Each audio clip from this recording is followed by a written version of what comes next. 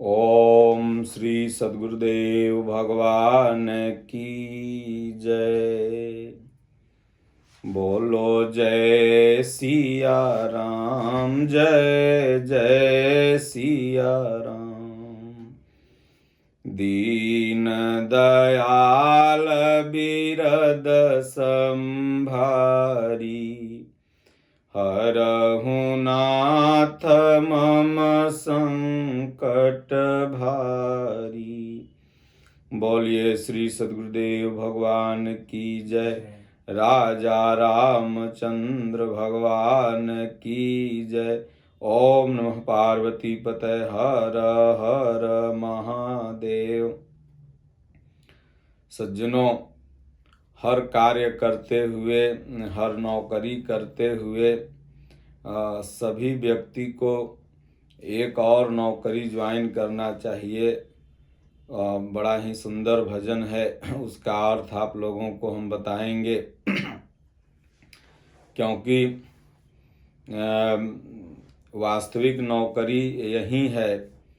बाकी तो जो संसार में जीवन यापन के लिए आप सब लोग करते हैं वो तो करना ही पड़ेगा, लेकिन मन से आप भगवान के नौकर रहें, सतगुरु के नौकर रहें। सतगुरु कहें, ईश्वर कहें, भगवान कहें,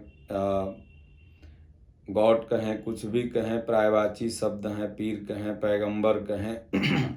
सतगुरु सत्यमयी प्रवृत्ति जिनके अंदर आ गई वह सत्य परमात्मा जिनके अंदर आ गए वहीं सतगुरु हो गए, परमात्मा स्वरूप हो गए। तो हमें यह नहीं समझना है कि ये भगवान सब अलग हैं, बल्कि एक ही हैं। तो उसी का बहुत ही सुंदर भजन है। तो ये इसका भाव कितना सुंदर है कि मेरे सतगुरु तेरी नौकरी, सबसे बढ़िया है सबसे खरी। मेरे सतगुरु तेरी नौकरी, सबसे बढ़िया है सबसे खरी।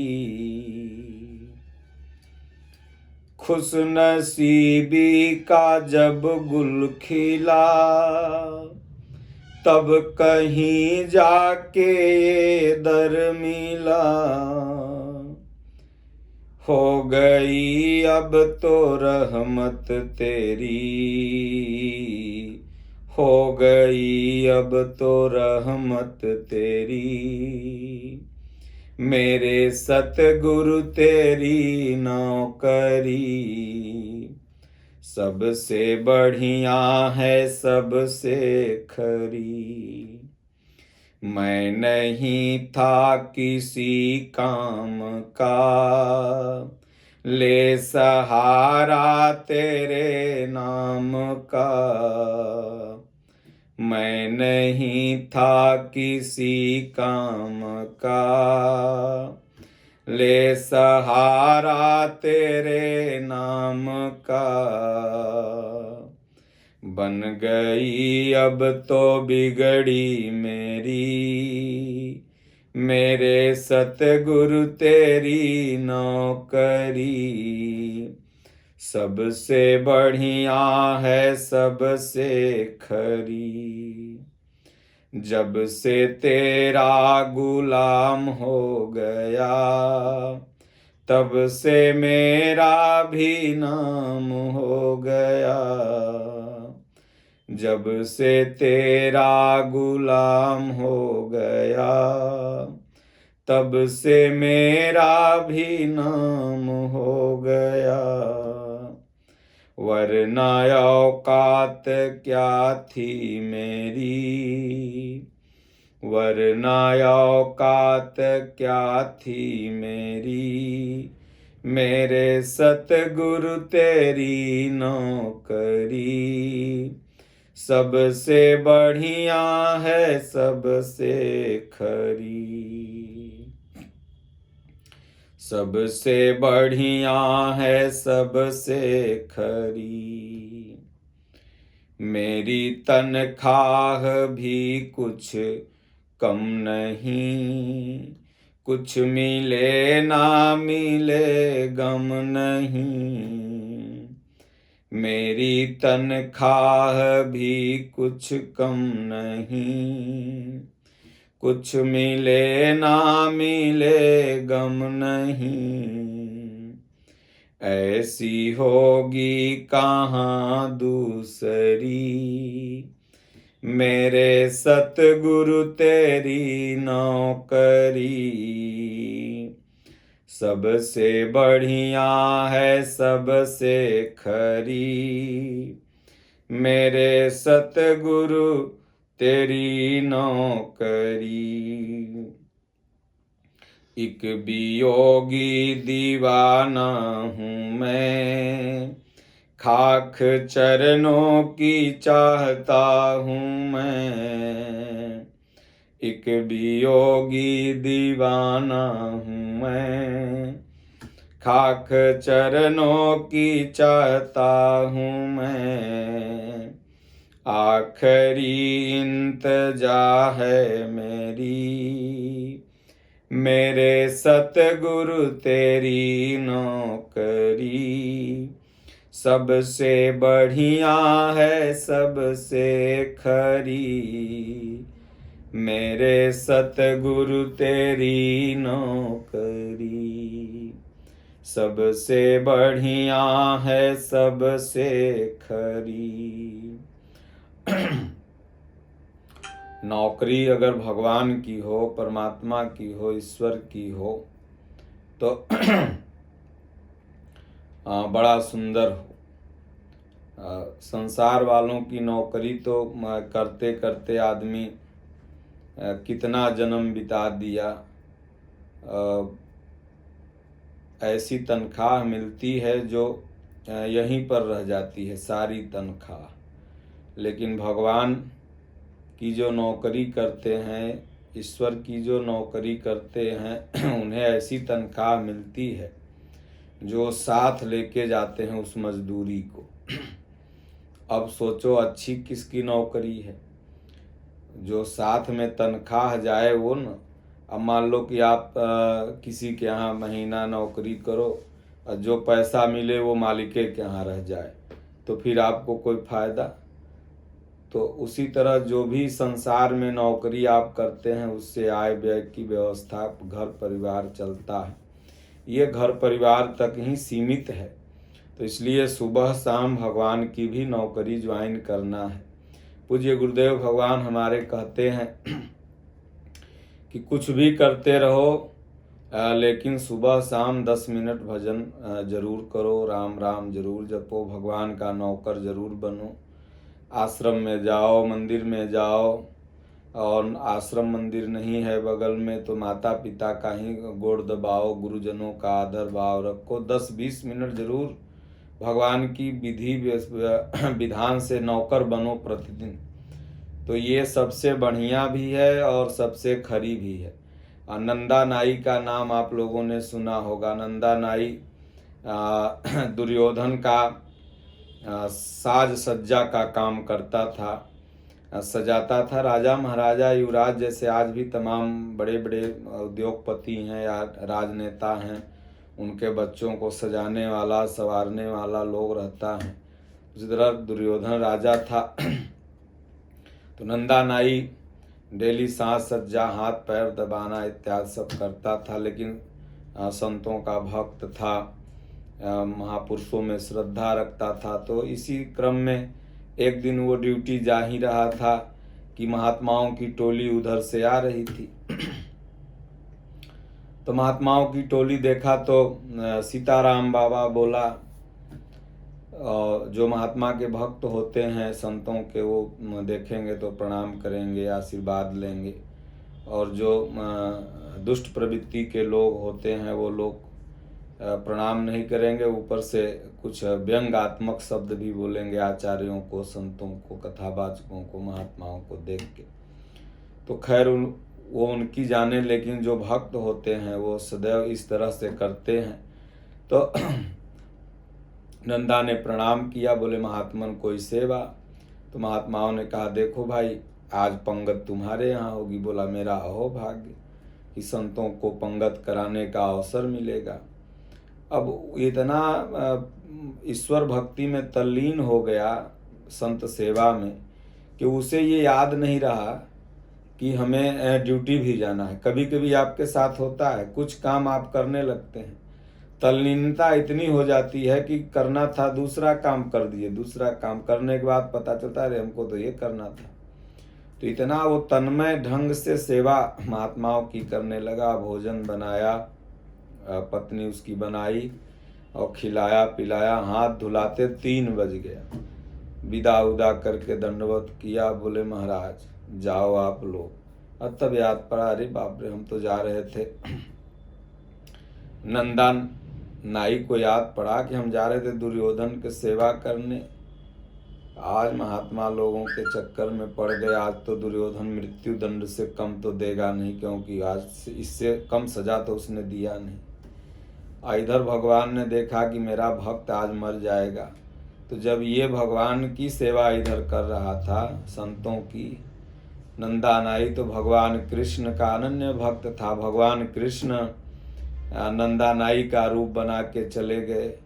उधर दुर्योधन का बाल ओल काटे, मेकअप किए, पैर और दबाए, फिर वो दुर्योधन अपना राजसभा में गया तो भगवान ने उसकी रक्षा कर ली। लेकिन ये बात उसे नहीं पता था। वो तो सोचा कि आज तो बस मृत्यु होके ही रहेगी। फिर मन में सोचा चलो भाई, मरना तो सबको है, कौन अमर होके आया है। मेरे पास प्लस पॉइंट यह है कि संत सेवा मैं आज किया हूँ और संतों की सेवा के बाद मृत्यु होगी तो कम से कम हमें फल अच्छा मिलेगा, बढ़िया रहेगा। संतों की सेवा में प्राण जाएंगे तो सद्गति मिलेगी, इससे बड़ा क्या है। यही मन में सोचा और अपना चला गया। और उसके बाद जब गया नंदा नाई तो रास्ते में कुछ लोग उधर से आ रहे थे। तो सबों ने देखा, बोला अरे नंदा अभी तो तुम गया है, अभी छुट्टी हुई है, राजसभा राजकाज बंद हुआ, अभी तो उठ के तुम गया है, कुछ सामान वामान भूल गया अपना क्या, मेकअप सज्जा का, जो वापस फिर लेने जा रहे हो। तो नंदा सोचा कि मैं तो आज आया ही नहीं था और ये लोग कमेंट कर रहे हैं, व्यंग कर रहे हैं, आज तो दुर्योधन मृत्यु देगा ही। तब थोड़ा आगे बढ़ा तो एक मंत्री आ, बोले नंदा अभी तो तुम गए हो, कुछ भूल गए हो क्या। तो सोचा भाई एक ही बात सब बोल रहे हैं, बात क्या है। अंदर गया तो तब दुर्योधन उठ के आ रहा था। बोले अरे नंदा क्या कुछ सामान भूल गए। बोले नहीं हुजूर आज तो मैं आया ही नहीं। बोले ऐसा मजाक क्या कर रहे हो, अभी तो गए हो। बोले हुजूर आज तो मैं आया ही नहीं। बोले पागल, आज तो तुमने ऐसी मेरी सेवा की जैसे कभी तुमने किया ही नहीं था। आज चरण अच्छा दबाया, माथा अच्छा दबाया, मेकअप अच्छा किया, आज तो तुमने बड़ी मेरी दिव्य सेवा की, तुम्हारे हर स्पर्श में एक आनंद मिल रहा था। तब नंदा समझ गया कि लगता है कहीं कन्हैया केशव भगवान ने तो कहीं रूप बदल के नहीं आ गए इस नीच का चरण दबाने के लिए। दुर्योधन का अच्छा बताओ, आज मैं खुश हूँ, तुम्हारी सेवा से खुश हूँ। कर्ण को मैंने 5 गांव दे दिया, राजा बना दिया, तुमको कहो तुमको भी राजा बना देता हूँ। बोले हुजूर अगर आप मेरे पर खूब खुश हो ना। बोले हाँ खुश हूँ, वचन दे रहा हूँ, जो मांगोगे दूंगा। तब तुरंत कागज कलम निकाला और इस्तीफा लिख करके बोला इसको मंजूर कर लीजिए, बस आज से मैं नौकरी करूँगा तो भगवान की, परमात्मा की नौकरी करूँगा और नहीं तो किसी की नौकरी नहीं करूँगा।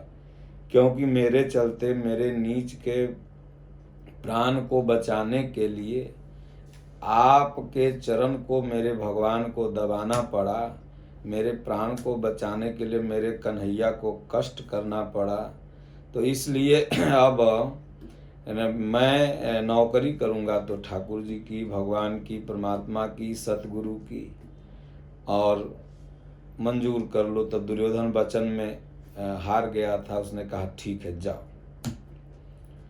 तो मेरे सतगुरु तेरी नौकरी सबसे बढ़िया है, सबसे खरी।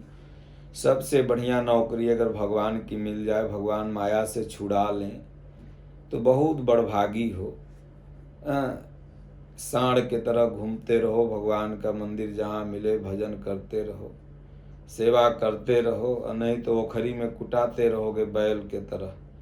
तो आगे कहते हैं, खुश नसीबी का जब गुल खिला, तब कहीं जाके ये दर मिला। जो बहुत खुश नसीबी जो होता है ना, बगल में ही रहोगे, पाप माथा पर छाए रहेगा, तो दर्शन करने जब बहुत पुण्य इकट्ठा होगा, तब संतों की बात समझ में आती है, सदगुरु की बात समझ में आती है, ईश्वर भक्ति भजन में जाने का मन करता है। और नहीं तो लोग सोचते हैं कि बगल वाले बड़े आनंदित होते होंगे। गंगा मैया के दूर रहने वाले लोग खूब गंगा मैया में आके डुबकी लगाते हैं, प्रयागराज जाके या जहाँ भी, लेकिन बगल वाले लोटा उठाएंगे और जाके ससुरा पैखाना करेंगे बगले में गंगा जी के तीर्थों में। तो इसलिए खुश नसीबी का जब गुल खिला, जब बहुत पुण्य पुरुषार्थ होता है, तब कहीं भगवान का, सदगुरु का दरबार, उनके चरणों में ये श्रद्धा झुकती है, तब कहीं जाके ये दर मिला। और हो गई अब तो रहमत तेरी। जब भगवान कृपा कर दें, कहीं रामचरितमानस में बाबा ने लिखा है कि एहि सर आवत अति कठिनाई, राम कृपा बिनु आई न जाई। तो जब राम रहमत कर दें, भगवान कृपा कर दें, स्वयं सदगुरु ही कृपा कर दें, तब वो रहमत कर देंगे, तब ये दरबार में आ जाओगे, और नहीं तो बगल में रहोगे, नहीं आ पाओगे। इसलिए मेरे सतगुरु तेरी नौकरी सबसे बढ़िया है, सबसे खरी। दूसरी लाइन में भक्त का कितना सुंदर भाव है। वो कहता है, भगवान मैं तो किसी काम का नहीं था। गोस्वामी जी भी यही कहते हैं, करे तुलसी तुलसी सब कहे, तुलसी बन की घास, कृपा हुई रघुवीर की, बन गयो तुलसीदास।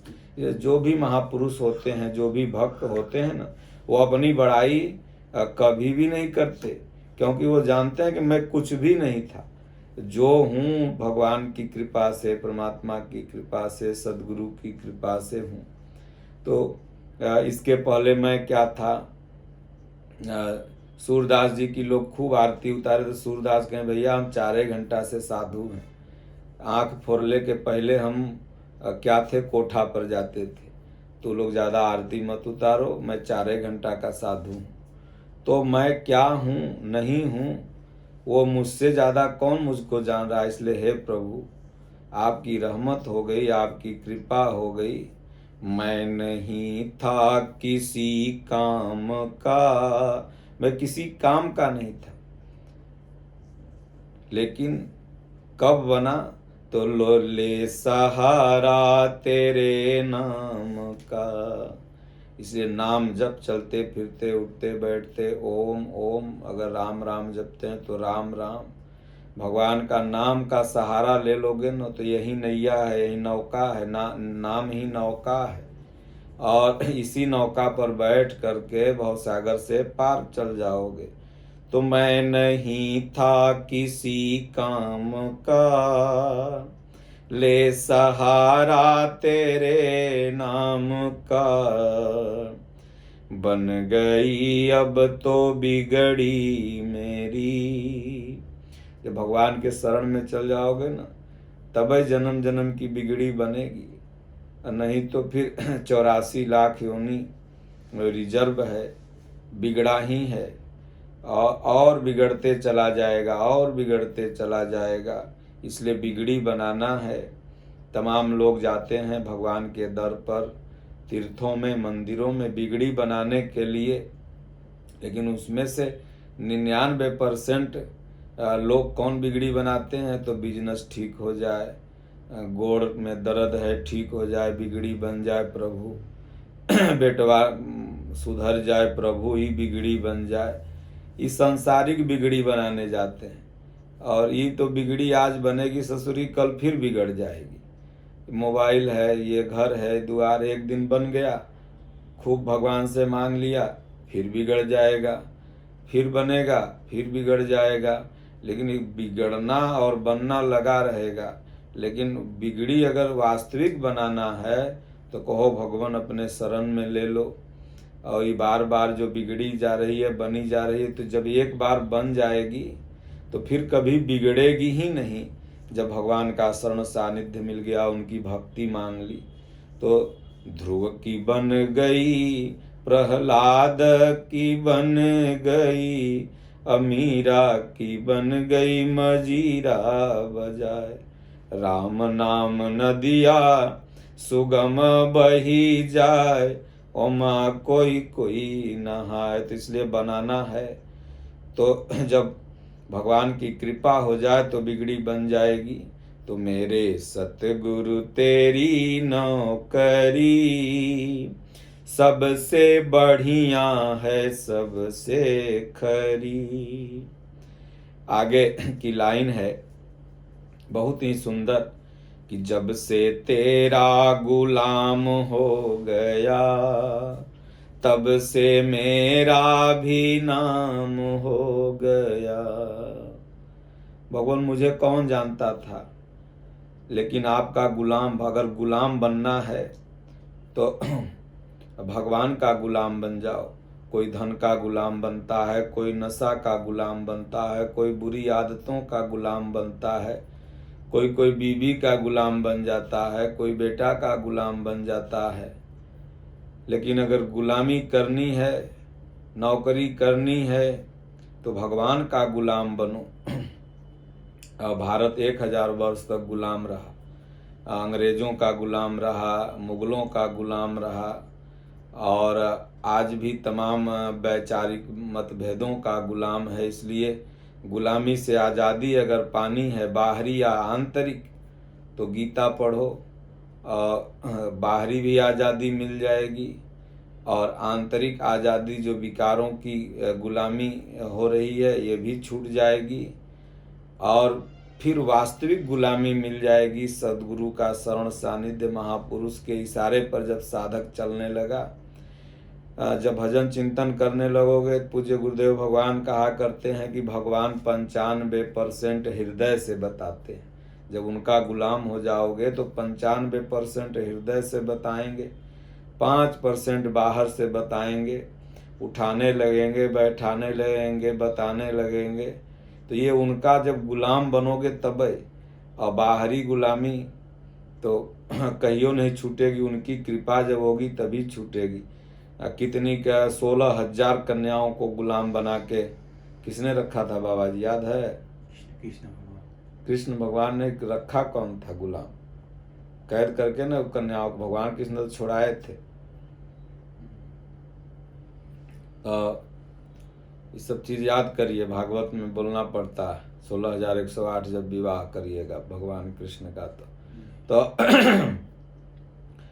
तो वो सब गुलाम थी, लेकिन भगवान कृष्ण ने उनको गुलामी से आज़ाद किया, और फिर वो सब गोपिकाएं भगवान कृष्ण की गुलाम हो गई। तो जब से तेरा गुलाम हो गया, तब से मेरा भी नाम हो गया, वरना औकात क्या थी मेरी। हे भगवान, वरना मेरी कोई औकात नहीं थी। आदमी की क्या औकात है? सब कहता आओ मेरा औकात नापो। अरे औकात ये है जब तक सांस आ रही है, जा रही है, तो खूब पहलवान हो, खूब बाहुबली हो। सांस निकल गई बस फिर 4 कंधे के सवारी हो जाओगे, पैरालिसिस मार दे, लकवा मार दे, ब्रेन हेमरेज हो जाए, कुछ हो जाए तो औकाते नापत रह जाओगे। मेरा धन इतना है तो मेरा बल इतना है, मेरे औकात के बराबर कोई नहीं है। राम जी की कृपा है, भगवान की सदगुरु की, तो तुम्हारा औकात बनल है। और उनका कृपा हट जाए तो सब औकात कितने में रहोगे तुरंत पता चल जाएगा। वरना औकात क्या थी मेरी,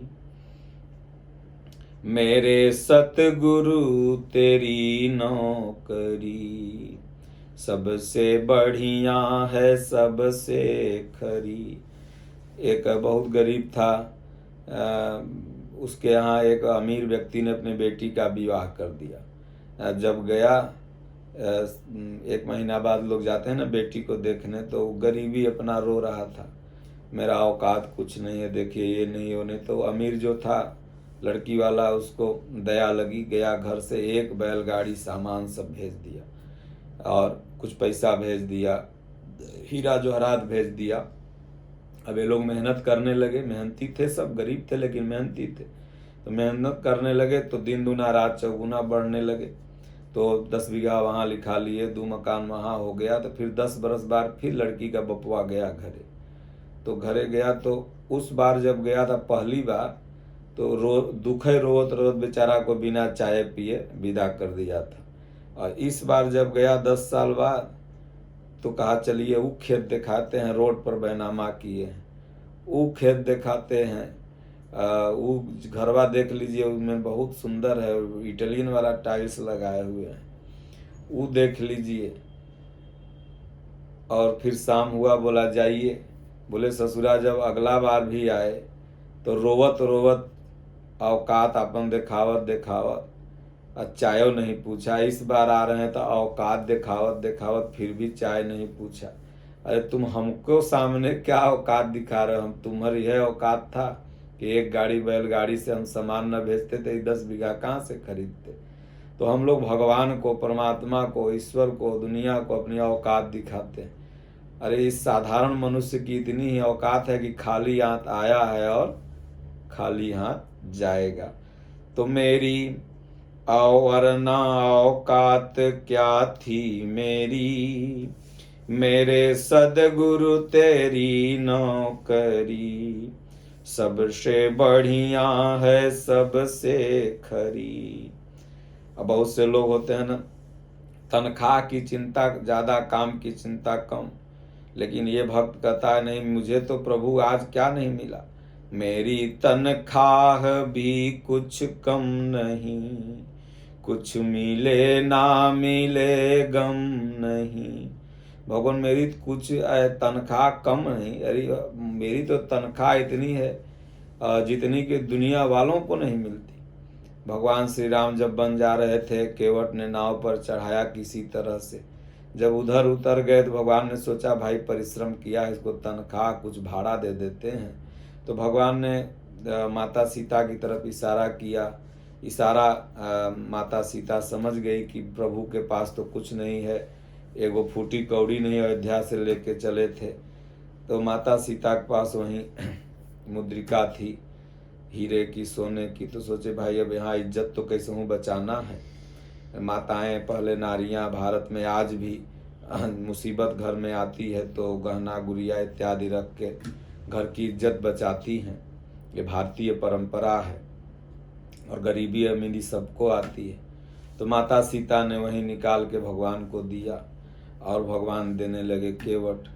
लोई तो उतराई ले लो। बोले प्रभु आज ने तो हमें क्या तनख्वाह में नहीं दे दिया, आजू नाथ में काह न पावा, मिटही दोष दुख दारिद दावा, बहुत काल में कीन्ह मजूरी।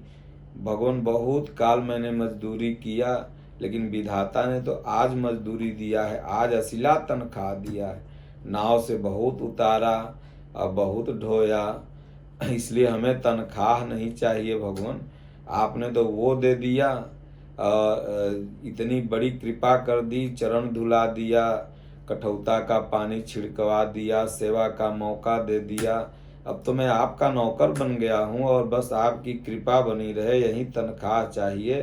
तो मेरी तनख्वाह भी कुछ कम नहीं। कुछ मिले ना मिले गम नहीं। कुछ मिले चाहे न मिले भगवान, अब आप मिल गए, आप स्वयं लक्ष्मीपति हो और आप ही मिल गए तो फिर हमको गम क्या है। सच्चा भक्त बनो तो सज्जनों, जो इच्छा राखो मन माही, हरि प्रसाद कछ दुर्लभ नहीं। आज इच्छा करोगे कि हमको ये चाहिए, मन से दिल से, तो नारायण किसी न किसी में प्रेरित करके भगवान अपने आप दे देते। हम लोग तो रात दिन यह देख रहे हैं, जो सोचते हैं रात दिन पथरा सिर में ढोत ढोत मर जाओगे तो नहीं होगा, और यहाँ भगवान नारायण अपने व्यवस्था बना देते हैं। तो इसलिए तुम भक्ति सही दिल से नहीं कर रहे हो। जिस दिन सही दिल से उस ठाकुर को, उस सदगुरु को, उस परमात्मा को याद करने लगोगे, मन में इच्छा होगी वो पूरा हो जाएगा, लेकिन सांसारिक इच्छा करने की जरूरत नहीं। जो इच्छा करोगे यहीं छूट जाएगा। इसलिए इच्छा रहे कि प्रभु आप मिल जाओ, बाकी हमें कुछ नहीं चाहिए। कुछ मिले ना मिले गम नहीं। जो मिलेगा यहीं से पूरा छूट जाएगा, तो फिर गम कौन चीज का। बेटवा बिटिया दुनिया जहान अगलो जन्म में था, यो जन्म में है, फिर जन्मोगे तो फिर होगा। तो कहते हैं कि ऐसी होगी कहाँ दूसरी, ऐसी दूसरी नौकरी भगवान कहीं नहीं है। आपकी कृपा सानिध्य मिले है सदगुरु। तो कहते हैं लास्ट की लाइन बहुत ही मर्माहत करने वाली है कि एक वियोगी दीवाना हूँ मैं। भगवान एक वियोगी हूँ, दीवाना हूँ, लेकिन वियोगी और दीवाना किसके लिए हूँ? न धन के लिए, न दौलत के लिए, न इज्जत के लिए, न प्रतिष्ठा के लिए, बस इसके लिए कि खाक चरणों की चाहता हूँ मैं। खाक माने राख, धूल। भगवान बस आपके इस चरण रज की धूल मिल जाए, केवल चरण भगवान का धोना चाहता था। इसी के लिए वो वियोगी और दीवाना बना था। तो कोई भी शिष्य जब सदगुरु की शरण में रहता है, जाता है, सच्चा दिल से भक्ति करता, तो बस उसको यही रहता है कि सदगुरु का चरण आचरण वो हम में उतर आवे, वही उनकी धूल है। तो आखिरी इंतजा है मेरी, अरबी शब्द उर्दू शब्द है, इंतजा माने इच्छा। भगवान बस यही आखिरी इच्छा है।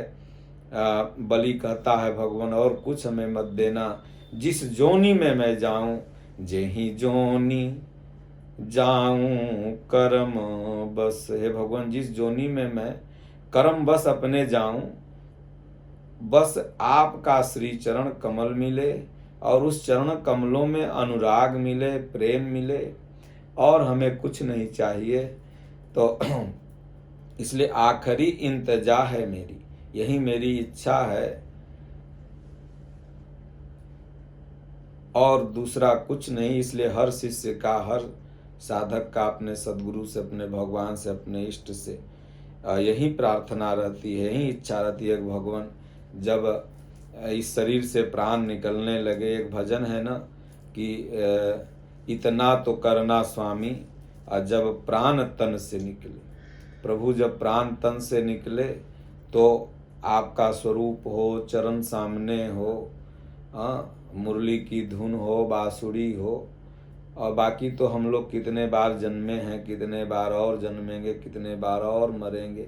भगवान ने कहा अर्जुन, ये पहला बार तो तुम मरेगा नहीं और न पहला बार जन्मेगा, इसके पहले भी हजारों बार मर चुका है और हजारों बार जन्म चुका है, फिर मरेगा, फिर जन्मेगा। इसलिए इन यात्रा से मुक्ति पाना है तो सदगुरु के दरबार में, क्योंकि सदगुरु ही हरि ने जन्म दियो जग माही, और गुरु ने आवागमन छुड़ाही। इसलिए भगवान से भी बड़ा गुरु सदगुरु का दर्जा दिया गया है। इसलिए पंडित हो, कथावाचक हो, पुरोहित हो, ज्ञानी हो, विद्वान हो, गरीब हो, अमीर हो, नीच हो, सुजात हो, कुजात हो, कोई भी हो, रोगी हो, निरोगी हो, सबको सदगुरु की शरण परिहार्य है, जाना चाहिए और जाके सदगुरु बनाओ, क्योंकि वहीं से तुमको हरि ने जन्म दियो जग माही, गुरु ने आवागमन छुड़ाही। आज राम भगवान अमर हैं, कृष्ण भगवान अमर हैं, तो गुरु संदीपनी के वजह से भगवान कृष्ण और गुरु वशिष्ठ की वजह से भगवान राम। तो इसलिए सबको सद्गुरु महापुरुष की शरण में जाके ध्यान, चिंतन, पूजन और उनके बताए हुए रास्ते पर चलना ही वास्तविक नौकरी है। और ऐसी नौकरी बड़े भागी लोगों को मिलती है, जो बड़े भागशाली होते हैं। नहीं तो जीवन भर तो ऐसे खाओ, कमाओ, खटो, कुकुर बिलार के तरह मर जाओ। बोलो गुरुदेव भगवान की जय। बोलो जय सिया राम, जय जय सिया राम।